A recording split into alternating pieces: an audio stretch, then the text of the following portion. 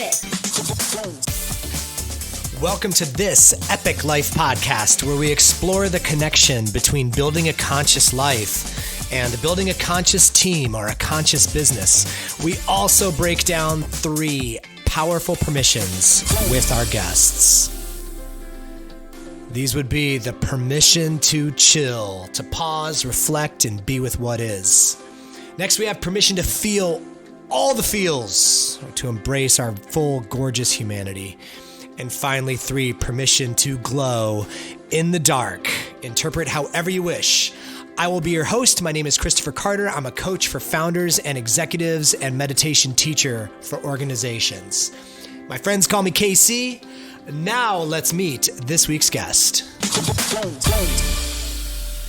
How are we doing out there, rascals? It is so nice to be with you. Thanks for being here. Every once in a while, someone nails an idea we desperately need to hear. How much of our lives are spent battling the clock? Time scarcity shows up everywhere, and once we're hooked into believing there's never enough time, we struggle, and the quality of our work follows suit. In coaching, just about every client I work with needs to work through time scarcity. It's something I struggle with myself. Those of us who do shift or even master our relationship to time aren't only the most productive, we're often the most happiest and relaxed. Today's guest is artist and author Bridget Watson Payne. She recently released her 7th book on Chronicle called How Time is on Your Side. I mean, what a compassionate title, How Time is on Your Side. It's a simple handbook to help anyone reframe their relationship with time. It includes inspiring stories of real people who've discovered how to make time for the things that matter most to them, and shows how we can all start thinking of time as an abundant resource.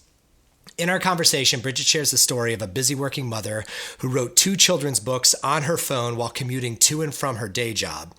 She also sheds a lot of light on how privilege influences our relationship with time and what we can do about it. This was so eye-opening for me. And what I love the most is that Bridget herself is an in-demand working mom who makes time for what matters most to her.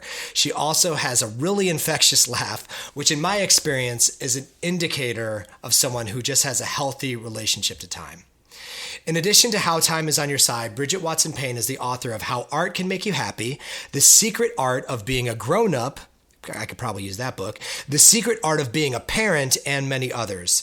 With more than 15 years of experience in the publishing industry, Bridget has helped many authors and fellow artists bring books into the world. Bridget serves on the board of Bay Area Women in Publishing, is a senior mentor for Representation Matters, and helps facilitate Chronicle Books' Diversity and Inclusion Group.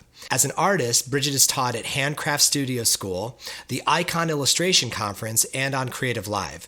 She's been a featured speaker at the Book Manufacturers Institute, San Francisco Writers Conference, California College of the Arts, and many more. Her eclectic, vibrant artwork has been shown in San Francisco's Rare Device and Open Studio. She lives in San Francisco with her husband and daughter.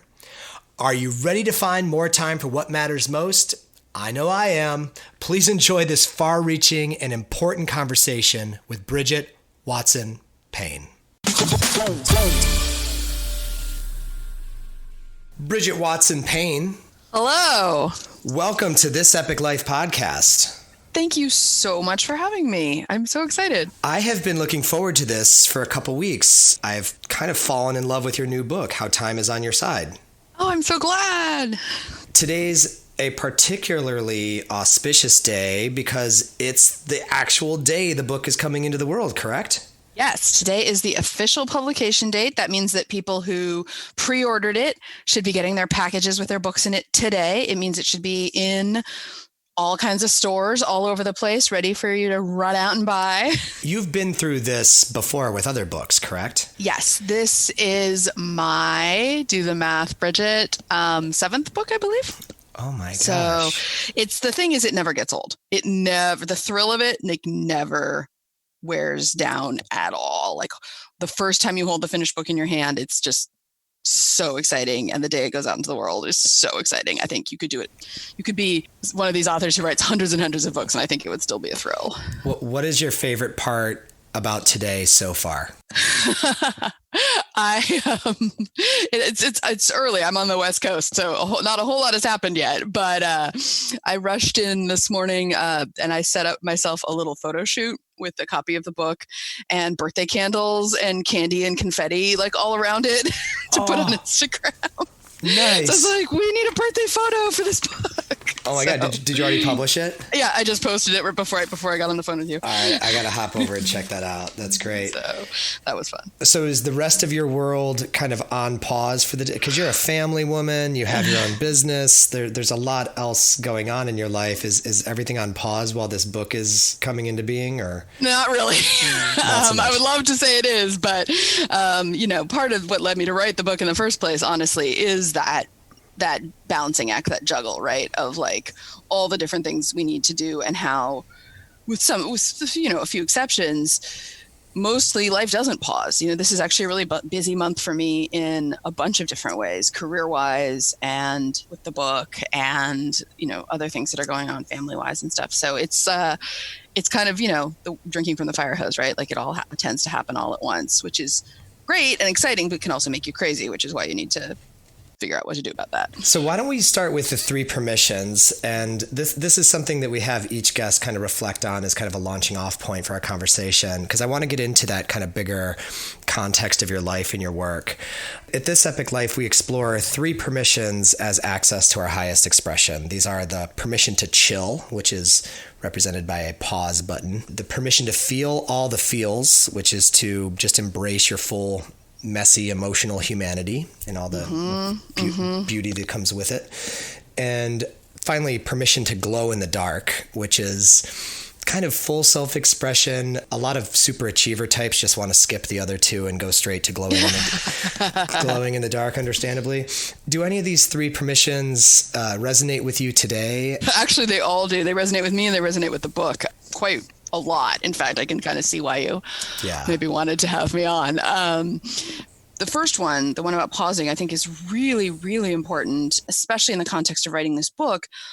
I was really keeping it in the front of my mind, and I talk about it in the book, that the reason that we want productivity, tricks in our life, the reason we want to be really efficient about our use of time is not so that we can cram more and more tasks and accomplishments into our life, right? That often the reason you clear time is so that you have time to maybe do nothing, or to have downtime, or, self-care, all of these things that I don't ever want to seem like I'm trying to say that I'm trying to turn people into like task accomplishing robots where you just do more so that you can do more so that you can do more, because that's just like a recipe for burnout and misery. But rather you do, your best so that you do have the time to unplug, pause, be with yourself, be with your kids, whatever it is. And so, that resonates. And the one, I forget exactly how you phrased it, but the second one about messiness. Oh yeah, the feel all the feels. There is no good time, right, to undertake any of this stuff. Life is messy. That's the whole point. It's sort of the problem, but it's also the beauty of it, right? Is that there's all this stuff going on at once, and some of it's miserable and some of it's awesome, and it's all kind of coming at you. And that the idea that we're going to have some perfect time to sort of dream the big dreams and create the things we want to create, that we're going to like go away into an empty, quiet day where we have no other commitments, like we would never get anything done. I talk in the book about several women writers who've recently started talking about the interruptions of motherhood and other, things that instead of seeing that messiness as an impediment to what you're doing, to say your creative process, it actually, you can weave it in and becomes part of your creative process, which I love that idea. You've been an artist for many years, correct? I've made art for a long time, but I've really come back to it and done it seriously for about the past 5 years. Would you consider yourself a writer first or an artist first? It's a good question, and it's one I've been thinking about lately. I think I have actually always been an artist and a writer, both from childhood. I don't think I realized I was a writer for a long time. It took me like looking back over my life and realizing like I always had some kind of writing project going on almost constantly. I found a box of old stuff from when I was like a kid and a teenager, and so much writing and short stories and poems and all of these things. And I think I had an idea in my head of what a writer looked like, and it wasn't quite me because I didn't do it to the exclusion of everything else. I didn't publish a novel. So it took me a while to figure out, oh, right, I've sort of been a writer all along. And I've always been a person who drew and made art, but I kind of got out of the habit when life got busy, career stuff, had a baby, all of that. Getting back into that in recent years was really a big deal for me. So when you think about the journey it takes to get to a finished manuscript, or the journey it takes to get to a finished canvas, for example, what are the threads of continuity in both of those different mediums for you? Not to be all soundbounty about it and promote the book, but it's about time. I mean, it's really about how do you dedicate, especially something, the drawings I do, I can do them in a couple sittings, maybe a couple hours, twice, say. But to write a manuscript for a book, that's a long process. That's many, many, many hours. And looking down the barrel of it, you can think, oh my God, how am I going to have 100 hours or whatever it's going to take to write this thing? I don't have that time. But finding the time and carving out even in little pockets. I talked to a woman in the book who wrote 2 children's books on her phone in 5-minute bursts on the New York subway. Jeez. And, and it's she's amazing. It worked. It worked for her. It was actually kind of inspiring for her. So, finding those moments where you can actually fit this into your life. Because otherwise you can have all the best ideas for books and artworks and a million amazing things in your head, but when are you going to execute them, right? I hear some surrender in that to work with what is versus work against it and say, however this is going to happen, it's supposed to kind of flow through me. Right. I mean, I think you're both enabling it to happen because you could easily stop it from happening, with fear or all kinds of reason, if you let the busyness get the better of you, or you can find a way to allow it to actually, come to fruition. What were some of the initial sparks or inspirations for getting because I feel like you're kind of like me, you're a little bit time obsessed, but in a good way. Yeah, it's funny. It was something I was thinking about in the back of my mind for a really long time. And I was reading about it, any books, blog posts, anyone who was talking about this topic, I was devouring what other people had to say. I was, contemplating it in the back of my mind because it was, my lived reality. It was what I was thinking about. God, I have a career, I have a side hustle, I have a family, I have, all these other things I want to do. How do we, it's so easy to get overwhelmed. I got overwhelmed. We all get overwhelmed. Oh my God, there's never going to be enough time to do all these things.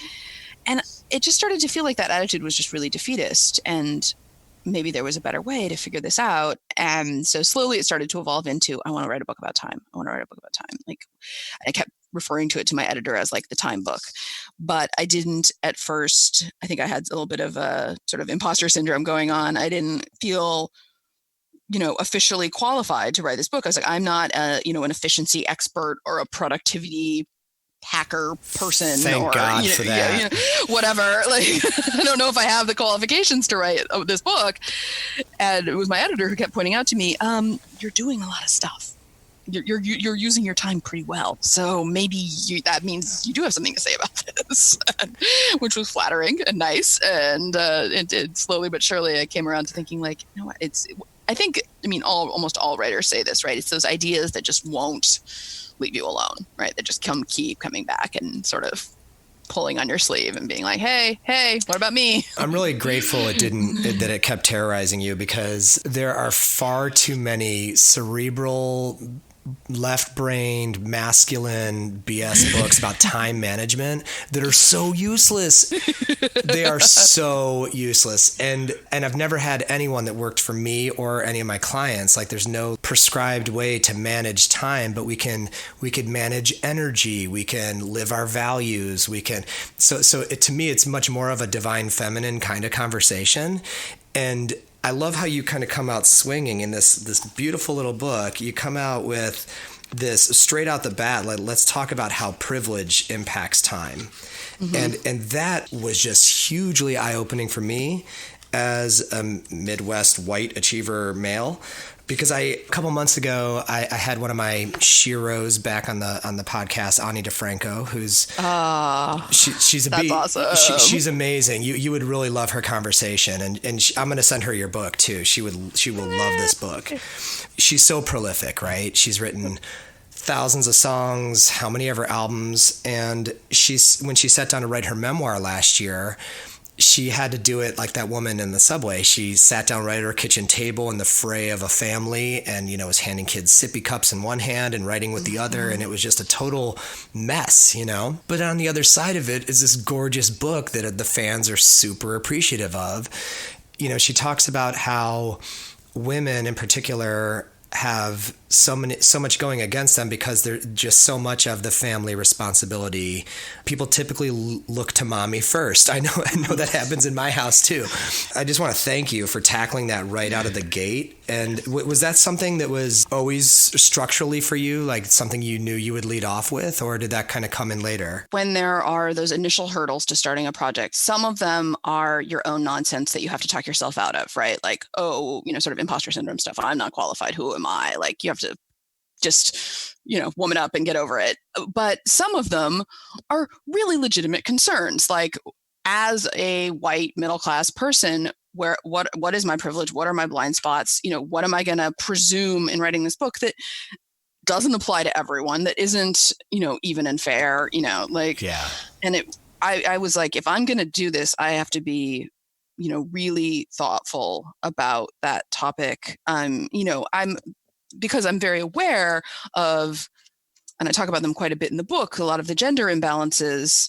And I'm thinking, if I've experienced that in my life, then, obviously for people who have other imbalances, be it, ability and disability, be it race, be it, any number of, sort of vectors, are going to have a completely different experience. And I have to, while I maybe can't address every experience in the book, I have to at least acknowledge that, this stuff is going to be harder for some people than others because of, various factors that have been weighted against them. Like, yeah, I was thinking about it a lot. And I'm glad you brought up the sort of, that there's this sort of female perspective that's interesting. There's a quote, I quote Ruth Messenger in the book, and she has this wonderful line. She said, "We cannot retreat to the convenience of being overwhelmed." As a person who has felt overwhelmed in the past, and I think almost everyone I talk to at some point, feels overwhelmed by how much they have to do. At first you think, convenience, how is that convenient? That's not very convenient. But in a way it is, because once you've retreated, once you've said, oh, I'm overwhelmed, then you kind of don't have to try. You kind of, Right. you don't have to fight. You've retreated. You've sort of thrown up your hands.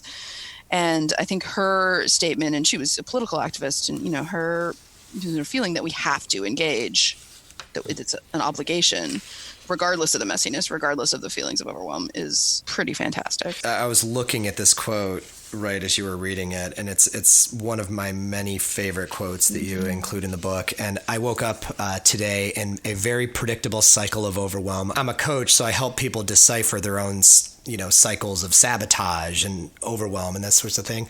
So that awareness can be really troublesome some days. I'm coming off a couple of days being sick, so I'm like, I just want to be overwhelmed today, and everything's too hard. And my wife is like, God, you're so fragile and whiny today. And I'm like, you don't know what it's like to be me. But it was totally the convenient option. And now I'm thinking, maybe I have other choices. How did you find and collect and kind of keep your quotes organized? Because you have found some of the most profound, off the beaten path, cool little quotes about time. There's kind of two different types of quotes in the book. People that I quote, people I don't know, like Obama.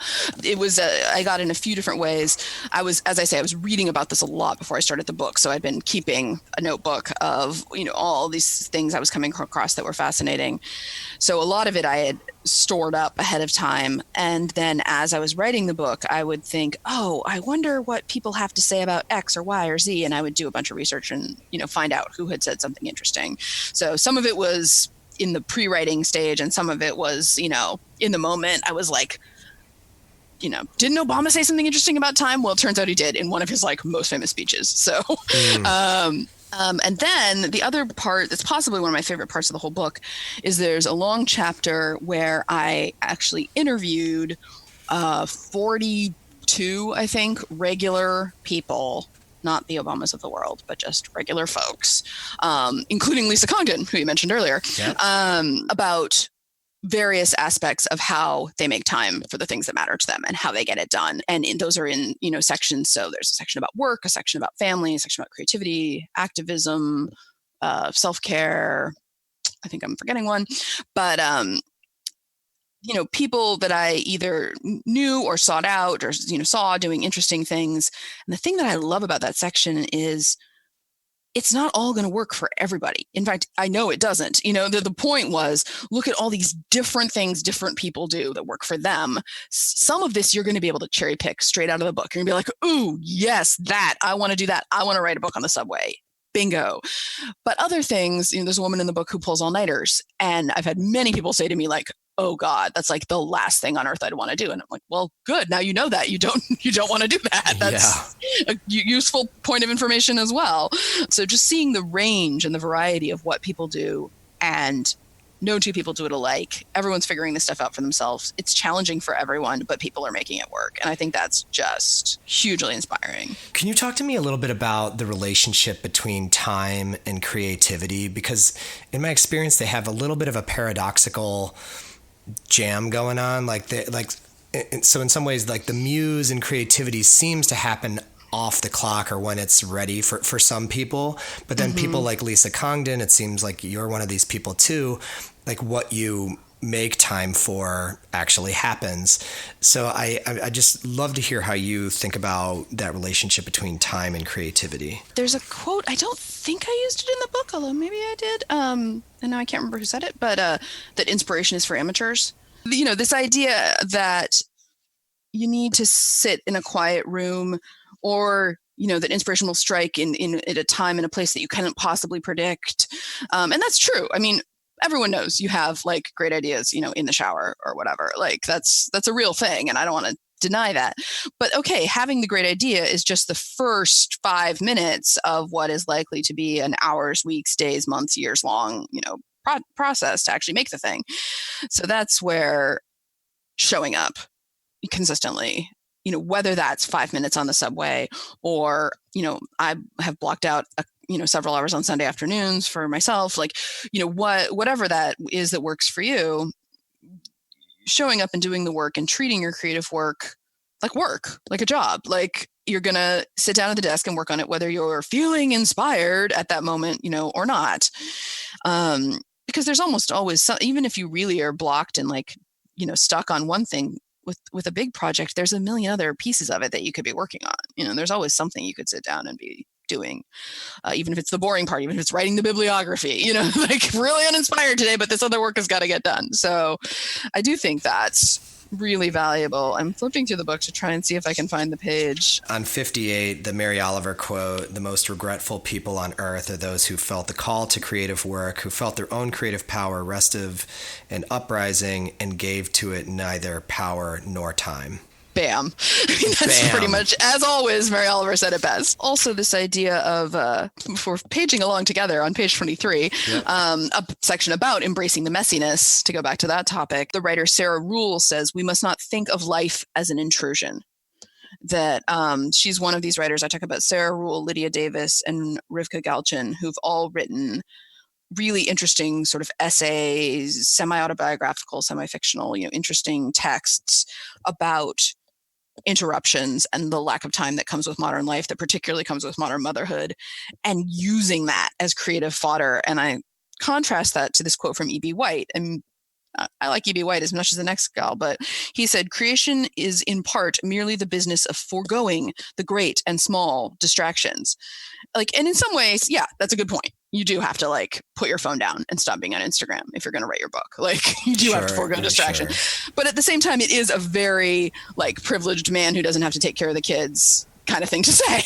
Oh, we're just going to live in this distraction-proof state and it's going to be amazing and we're going to write books. And it's or you could write books in other ways. Yeah, I loved that juxtaposition against those three women writers and that guy. Charlotte's Web, right? That was one of his big, I'm really curious about the design of did you always picture it being a very kind of user generous, tightly, edited format to deliver this? Yes. Okay. So the story of this is actually the 5th book in a series. And the first book in the series, which came out in 2016, 2017, was my book called How Art Can Make You Happy. I started writing that book in a kind of a similar way to this one. This one, it was more about conversations I had with people and my own feelings of, God, time is something we need to contend with. How art can make you happy was conversations I was having with other people. And I discovered that the idea of going to look at art in a museum or wherever, was stressing people out. It was making them miserable. They were intimidated. They didn't make time. Common thread there. Whatever it was, I was really banging my head against it. I was like, no, art should be a source of joy in your life. It shouldn't be something that's making you feel bad and guilty. So that book came out of that. And I worked with my editor and publisher and everybody to come up with the idea that it was this small, quick, easy book for people who were feeling guilty or feeling overwhelmed, that they weren't going to want to read some great big tome that was lecturing at them. They wanted something small and friendly and really beautiful, in terms of the package and the cover and how it feels in your hand and all of that. So that book did quite well. And the publisher went on to do several other books in the series with other authors. So there's one on music, and there's one on poetry, and there's one on so cool. storytelling, which just this past fall, which is a really good one. They're all really good, actually. They all have amazing authors. The woman who wrote the one about music is both a neuroscientist and an opera singer. Wow. Like it's shaping up to be like a really, really cool series. So when I started thinking about this idea that I wanted to do, the time book, I was definitely picturing it as what we're now calling how books. They're all how something, how art, how time, how music, how, does this or that. And so I was definitely picturing a how book. For the very reason you say, like, if you're going to hand a busy person a book and say, this is going to help you with your time management issues, the idea of giving them a great big 400-page book they're expected to read on this topic when they don't have time is like just mean. Yeah. Right. Wanting to make it as slim and friendly. And, you asked about the release date today. And the other thing that started to happen is people are tagging me in photos of the book, for the release date. And what was really cool is how many people, it's just early in the morning here, so I haven't gotten that many yet, but the first few that are coming in are all people on the East Coast, and they're all people that are traveling. So it's like someone's reading it on Amtrak, someone's reading it in the airport, someone's reading it, like everyone's like taking it. Like, so I love the idea that people are taking it with them in their bag because it's small and it's not like, oh God, I can't lug that book with me on my trip. I took your book last weekend down to Florida I don't know if you're familiar with the work of Mickey Singer. He wrote The Untethered Soul and The Surrender Experiment. This guy, he's his own case study in time bending. I mean, this cat has done it all in one lifetime, and he's only 70. And I saw this dude, do his sermon sitting in lotus posture for 2.5 hours, expounding on truths of the universe. And I had my copy of How Time Is on Your Side with me, and I read it on the way down there, just a super easy go and read. And I thought, it's kind of a harder path, isn't it, to edit something down to distill something to its absolute essence takes more work in some ways, right? Like a lot of these, we wanted them to sit, a lot of the sections in the book are 1 page long, right? Like, and the pages aren't that big, so they don't hold that many words. So when the book was first laid out, I had tried to write, about the right amount, but many of these short little pieces had to be cut down for length, and what you get is like a, PDF printout of the book, and it shows it all laid out and designed on the page. And then there's this hot pink line at the bottom of the page, and then there's more words of yours going off the bottom under the line. And you can see exactly how much too long it is. Like, oh, it's 3 lines too long. Oh, it's 8 lines too long. Oh, wow. And that's where the editing really comes in, where you're like, okay, I want to say all of these things. I want to hit all of these points. First you read it and you're like, did I say anything? Can I just cut any whole sentences or paragraphs? Did I say anything repetitive or extraneous or stupid? And if you didn't, then you're like, all right, now we got to get in there and just tighten and lose those 3 lines. And it's hard, but it's fun. It's a really good writing challenge, because you're like, how can I really, it's a little bit like poetry. Like, how can I use the fewest words? I love the Mark Twain quote, if I would have had more time, I would have written you a shorter letter.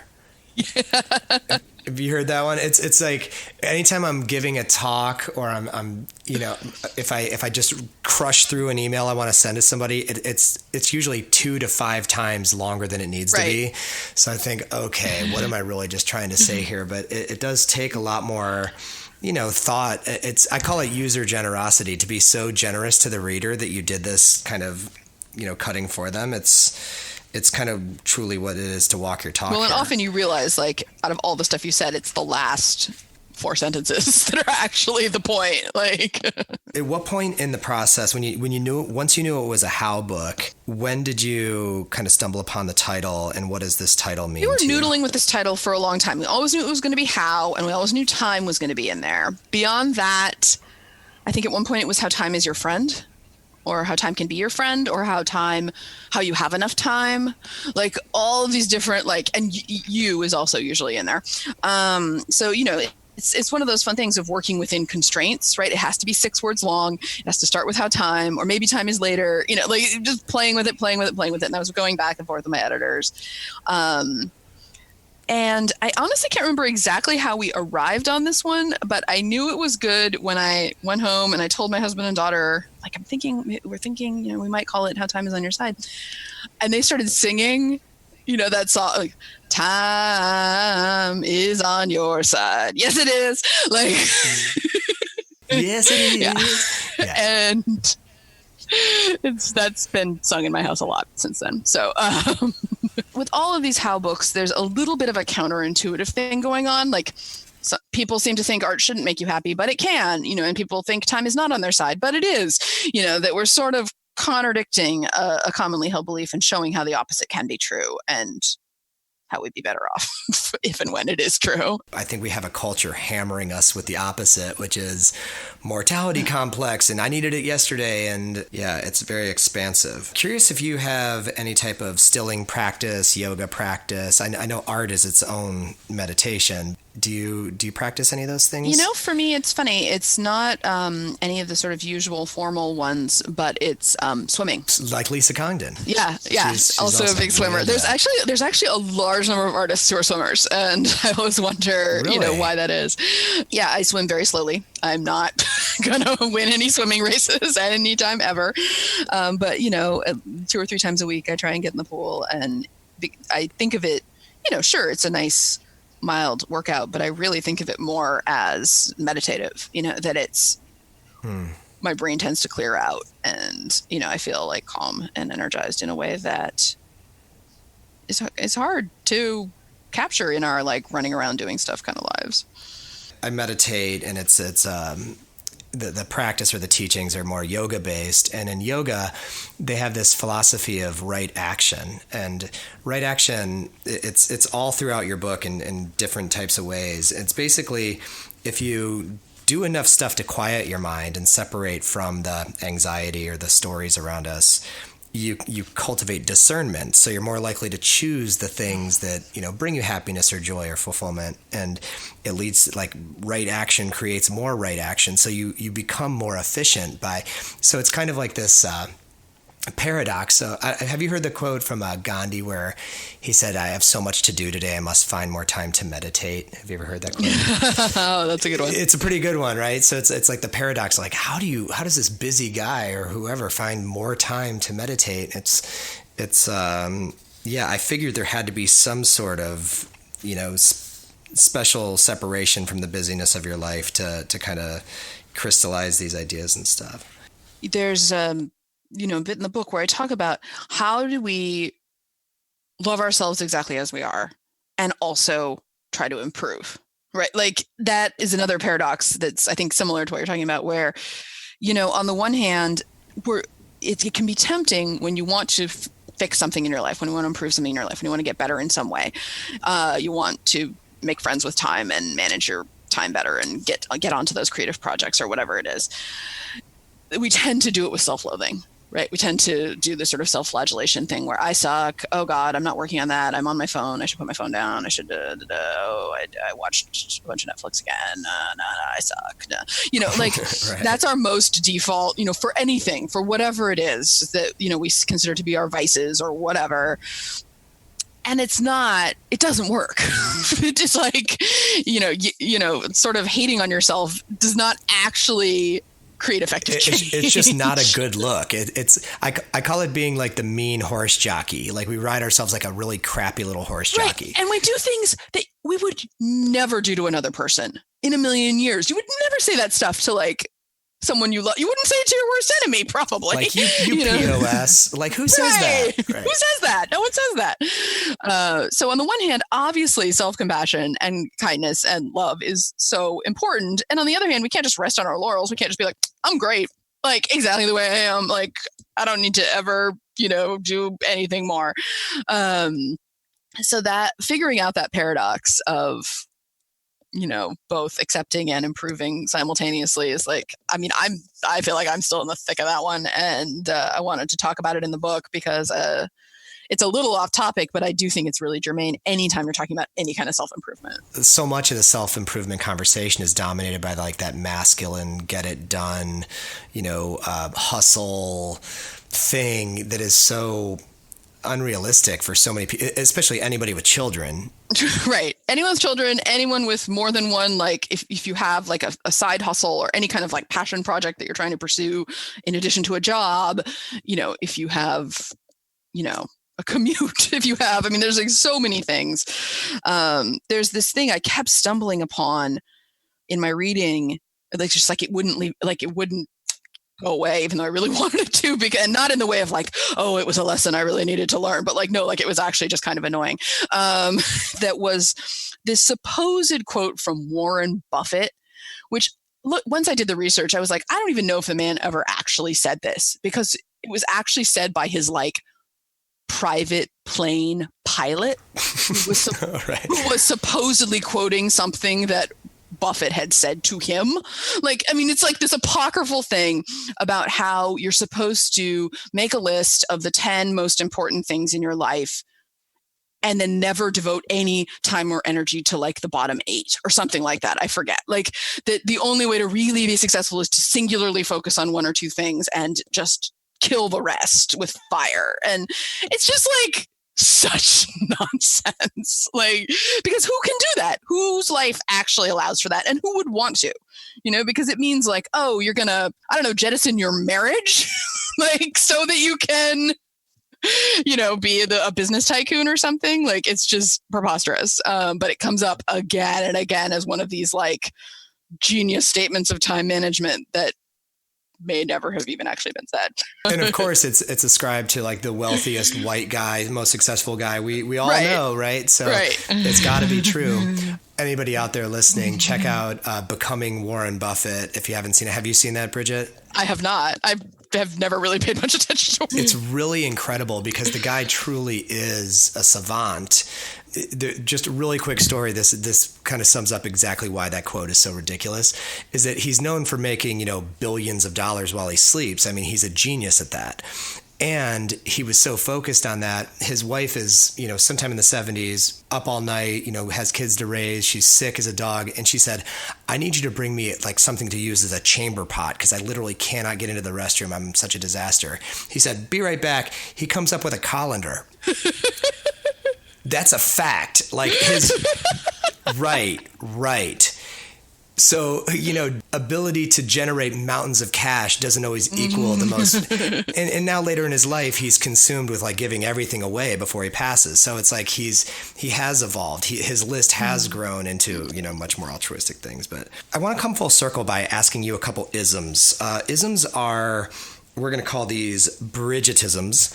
These are just pithy little offerings you would give an aspiring certain type of person. So say, what thought or piece of advice would you offer an aspiring mom who wants to write her first book?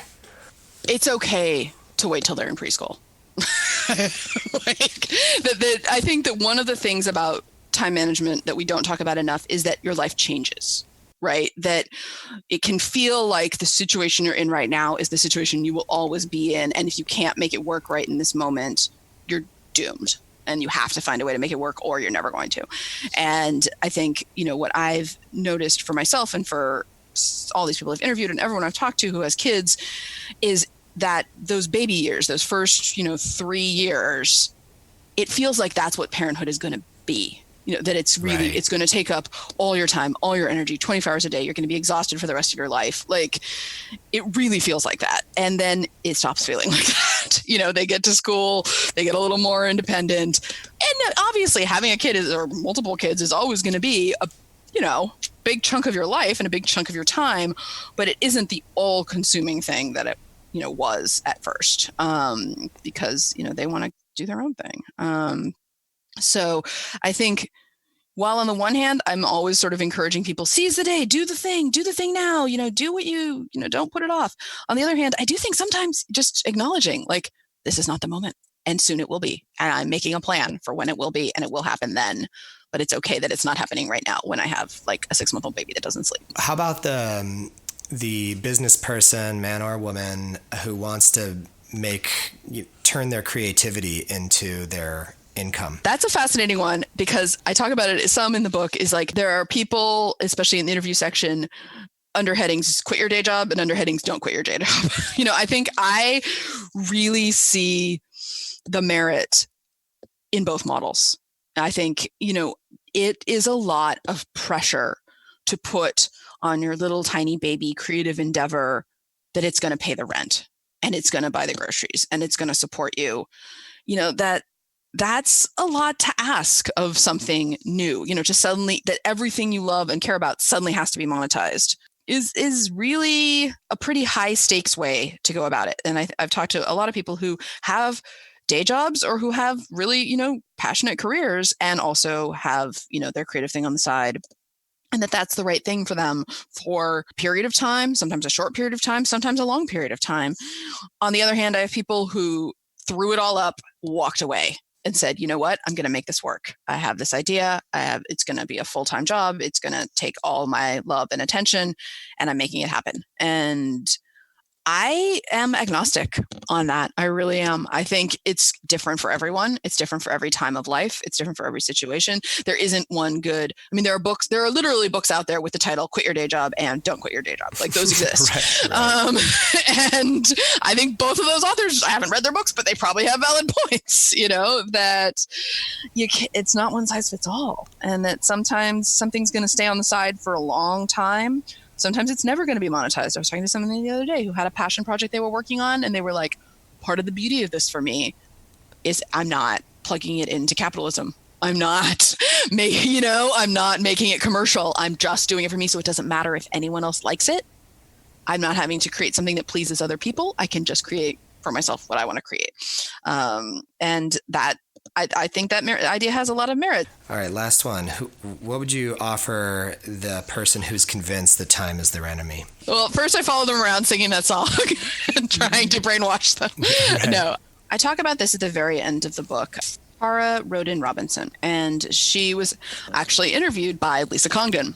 And I read the interview back when people had blogs, and she talks about time being infinite and abundant and not scarce.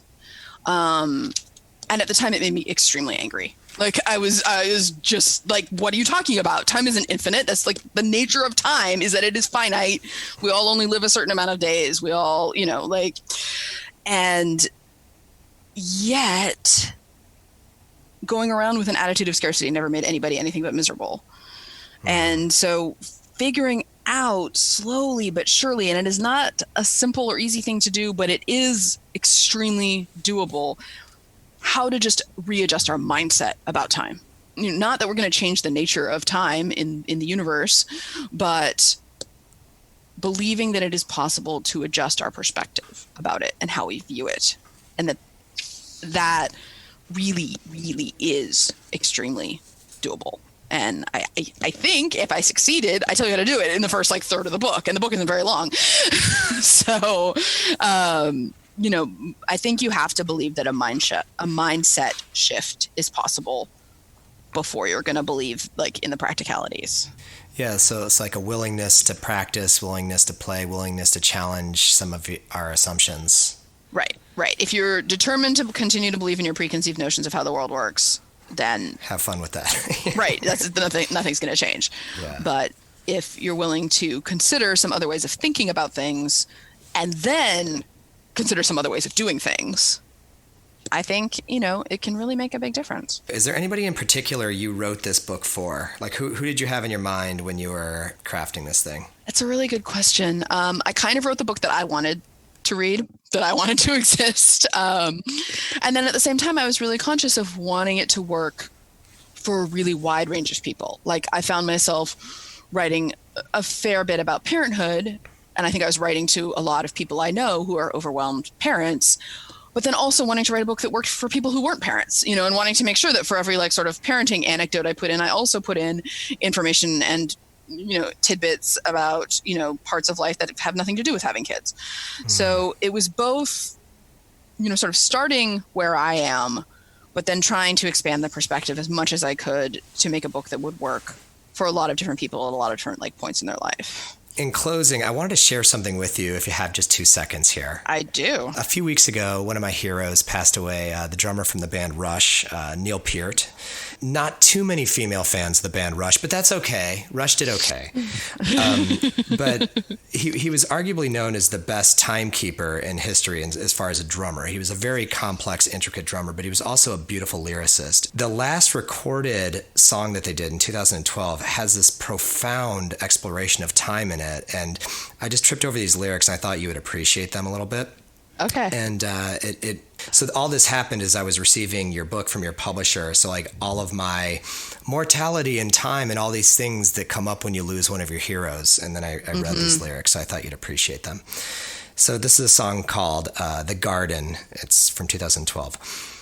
And the lyrics are, in this one of many possible worlds, all for the best, or some bizarre test, it is what it is, and whatever, time is still the infinite jest. The arrow flies when you dream, the hours tick away, the cells tick away. The watchmaker keeps to his schemes, the hours tick away, they tick away. The measure of a life is a measure of love and respect, so hard to earn, so easily burned, in the fullness of time, a garden to nurture and protect. And later on he says, the treasure of a life is a measure of love and respect, the way that you live, the gifts that you give. In the fullness of time, it's the only return that you can expect. And I just thought that some of the most generous work we can do is to remind people what the title of your book is, that time is on their side. So I wanted to just kind of use this to acknowledge you and thank you for this work, because when Diane reached out to me and said, you got to check this out, you get those emails, you're like, yeah, another book coming out. But when I saw this, I'm like, this is beautiful. And then it arrived, and I thought how incredibly useful and what an act of love you've given people. So I just wanted to thank you for everything. Thank you so much. That's so kind. I really appreciate that. I think it's true that I do want to sort of try and give something with this book. So I really appreciate that you saw that. And thank you so much for listening. If you enjoyed our conversation today, please subscribe everywhere you listen to podcasts. Pop over to Apple Podcasts and leave us a review. It is so appreciated. And you can find us everywhere online at This Epic Life. If you're looking to hire a coach, what are you waiting for? Please reach out. And until next week, glow in the dark.